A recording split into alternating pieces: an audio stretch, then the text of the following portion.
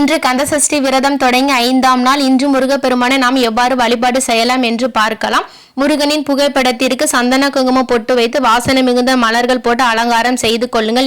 முருகப்பெருமானின் வேல் மற்றும் சிலை வீட்டில் இருந்தால் குங்குமம் அபிஷேகம் செய்து கொள்ளுங்கள். ரொம்பவே நல்லது. அபிஷேகம் செய்து முடித்த பின்பு முருகர் சிலைக்கு நல்ல வாசனை மிகுந்த மலர்கள் போட்டு சிறப்பு அலங்காரம் செய்து கொள்ளுங்கள். நெய்வேத்தியமாக சர்க்கரை பொங்கல் இல்லைன்னா பழம் வைத்து வழிபாடு செய்யுங்கள். இன்று 5ஆம் விரத நாள் என்பதால் சட்கோணத்தில் 5வது எழுத்தில் 5 விளக்கு ஏற்ற வேண்டும். அதாவது பாத்தீங்கன்னா ச ர வ ந ப வ என்ற எழுத்துல 5வது எழுத்து ப என்ற எழுத்தில் தீபம் ஏற்ற வேண்டும். வடக்கு நோக்கி தீபம் ஏற்ற வேண்டும். கண்டிப்பாக நெய் தீபம் ஏற்றுங்கள். அப்படி இல்லை என்றால் நல்லெண்ணெய் தீபம் ஏற்றுங்கள். இந்த கந்தசஷ்டி விரதம் 5ஆம் நாளில் கண்டிப்பாக 5 பேருக்காவது அன்ன தர்மம் வழங்குங்கள். நாம் இவ்வாறு 5ஆம் நாள் வழிபாடு செய்வதால் நம்மளுடைய மன கவலைகள் எல்லாமே நீங்கி வாழ்க்கை சந்தோஷமாக அமையும். அதனால் கண்டிப்பாக எல்லாரும் கந்தசஷ்டி விரதம் இருந்து முருகப்பெருமானை வழிபாடு செய்யுங்கள். நாம் இவ்வாறாக தான் 5ஆம் நாள் விரத வழிபாடு செய்ய வேண்டும்.